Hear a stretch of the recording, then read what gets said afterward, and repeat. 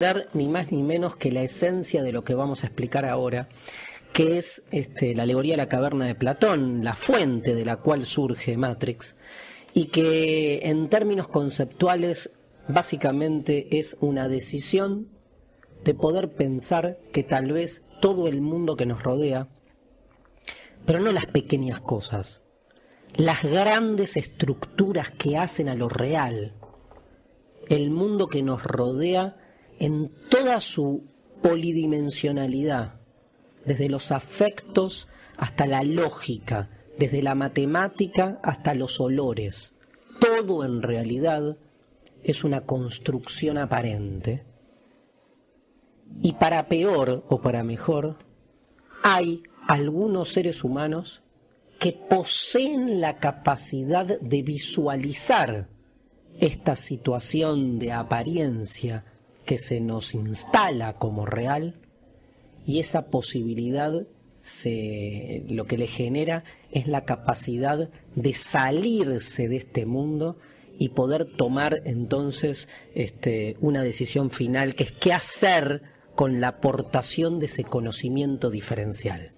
Quiero decir, vivimos en un mundo que no es el mundo real, y sin embargo algunos parecería que pueden darse cuenta y tienen frente a sí un dilema, les diría casi ético, que es qué hacer con ese conocimiento. Platón hace 2500 años no tenía televisión, ni cine, ni poseía las herramientas tecnológicas que después tienen los hermanos, ¿cómo era el nombre? Wachowski, para producir y dirigir Matrix. Y entonces en este libro, en La República, intenta recrear la escena con una metáfora muy interesante, con una metáfora muy particular, que es la siguiente. Él cuenta, imaginémonos una caverna que se abre al interior de una montaña. Una montaña de las tantas que hay en un paisaje, pero en una de ellas se ve un agujero, y al interior de ese agujero se va como desplegando una caverna, que cuanto más cerca está de la salida más luz tiene, pero cuanto más profunda la caverna se despliega, más hacia el fondo de la caverna nos metemos, más sombras, más tinieblas, más oscuridad encontramos. Ahora pensemos que en el interior de la caverna, bien en el fondo, sentados mirando el fondo de la caverna, hay unos prisioneros sentados sobre sillas, atados de pies y manos y de cabeza, que no tienen la posibilidad ni de darse vuelta ni de pararse, sino que están como estaqueados en esas sillas, obligados a observar ese fondo oscuro. Un fondo oscuro en el que se ven algunas sombras,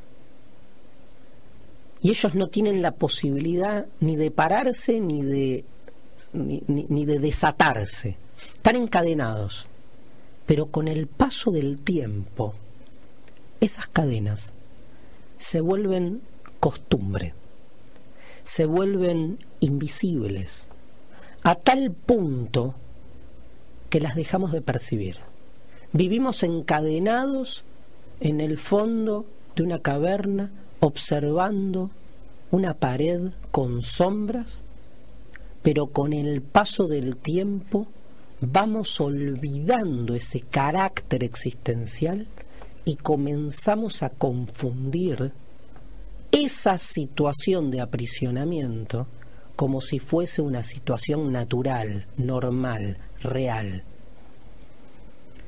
El gran problema es que detrás nuestro, que ya no vemos, hay unas personas que pasean por encima de sus cabezas objetos cuyo reflejo van a dar al fondo de la caverna por acción del sol, por acción de un fuego, da igual. La luz pega contra esos objetos y los objetos comienzan a mostrarse como sombras en el fondo de las cavernas. Entre estas personas que pasean objetos y nosotros hay un muro que lo que hace es permitir que solo se observe en el fondo de la caverna el objeto y no las personas que lo manejan. Es como en la película, diríamos, vemos los efectos de la Matrix, pero no la Matrix misma. Entonces la primera pregunta clave es, si uno ha vivido toda la vida sentado en una silla encadenado, pero no sabe que está encadenado, viendo un fondo de una caverna donde confunde permanentemente lo aparente con lo real, porque ve sombras de los objetos y no a los objetos mismos, la pregunta es, ¿podemos darnos cuenta? ¿Podríamos realmente ser conscientes, darnos cuenta que eso que estamos observando es falso? ¿O el hábito se instala de tal manera en lo que somos que nos resulta absolutamente imposible distinguir lo real de lo aparente? Pensémoslo en la vida cotidiana. ¿Cuán habituados estamos a ciertos valores, creencias, dogmas, instituciones? Preguntémonos, ¿cuáles son nuestras cadenas? ¿Qué es lo que nos aprisiona y no nos deja visualizar como posibilidad, que está tan instalado en nuestra conciencia que creemos real? ¿Cuáles son nuestras sombras? ¿Las podemos o no las podemos ver? Parecería que no. Parecería que nada en nuestro interior aparecería como una especie de clamor o de conciencia o de evidencia de que la cosa puede ser de otra manera. Platón, muy vivo, dice que un día uno de los prisioneros se levanta, mira para abajo y se ve desencadenado. Las cadenas se rompieron. No por acción del prisionero, por eso es muy vivo, porque no lo pone en una decisión o en una acción del hombre, sino en un acontecimiento, un tema que vamos a ver en próximos programas, en un acontecimiento imprevisible, inesperado. Me levanté y vi las cadenas en el piso. Como ese día, señora, señor, ahí entre dos lechugas, como ese día que uno se levanta y dice, mira para todos lados y dice, ¿qué es esto? No, ¿qué estoy observando? ¿Qué me pasó? Ese día que uno ve las cadenas en el piso y se da cuenta de todo lo que pasó hasta ese momento. Y entonces el prisionero, ahora libre, lo primero que hace, dice Platón, es querer volver a aferrarse desesperadamente a las cadenas porque le da miedo darse cuenta que todo es de otra manera a lo que uno pensaba. Como ese día, señora, señor, que dándonos cuenta y viendo que todo puede ser de otra manera, sin embargo cerramos los ojos, movemos la cabeza y decimos, bueno, ¿qué vamos a hacer? Todo tiene que seguir igual. Pero este prisionero se levanta y como Neo, que decide tomar la pastilla correcta, o no, el prisionero sale a observar qué hay detrás. Y empieza a darse cuenta de que toda su vida hasta ese momento fue un error. Y que hay otra realidad posible afuera de la caverna. Y sale y se siente por primera vez en su vida libre. Pero esa libertad le da temor, porque es tirar abajo todo un paradigma en el que había vivido hasta ese momento para cambiarlo por algo que no sabe lo que le puede generar. Sale por fuera de la caverna, en la puerta, mirando el sol con un ojo y con el otro mirando para adentro, el prisionero tiene que decidir qué hacer.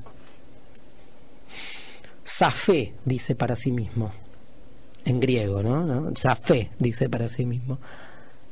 Pero ahora tiene que decidir qué hacer. ¿Vuelvo o me voy?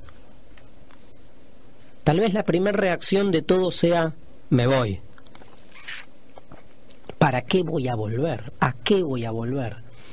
Tengo la posibilidad de descubrir un mundo. Y sin embargo, esa primera reacción se pelea con una segunda que naturalmente surge y que Platón subraya. El liberado vuelve por sus compañeros. Se siente un líder que tiene una función social. Tiene que poder ayudar a que el resto se dé cuenta de su estado de aprisionamiento. Imagínense la situación, señor, señora. Imagínense que ahora, mientras ustedes están terminando el último bocado del sándwich, alguien viene y les dice: escúchame una cosa, todo esto que estás viviendo no es real. La comida no es comida. El dinero no vale nada. Los afectos están institucionalizados y perdidos. Abrí la cabeza. ¿Qué pasa si todo aquello en lo que vos crees no es como vos lo crees, sino que es exactamente de otro orden? ¿Qué reacción tiene la gente si no frente a este personaje que vuelve de afuera de la caverna, llamarlo, como llamaban a los primeros filósofos, idiotas? Déjame de molestar. ¿Qué me venís a plantear? ¿Qué actividad inútil es esta de la filosofía que viene a plantear que la mayoría de nuestras verdades en realidad son pensables en tramas que las trascienden y con otros intereses hacen que nosotros creamos lo que queremos creer?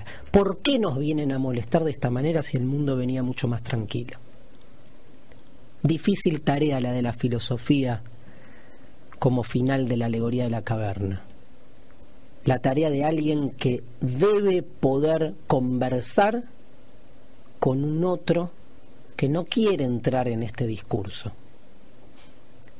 Para Platón, un líder, un gobernante, no puede no ser un filósofo, no puede no volver de afuera de la caverna para por lo menos tratar de desencadenar a esos prisioneros que se han pasado toda la vida mirando las sombras.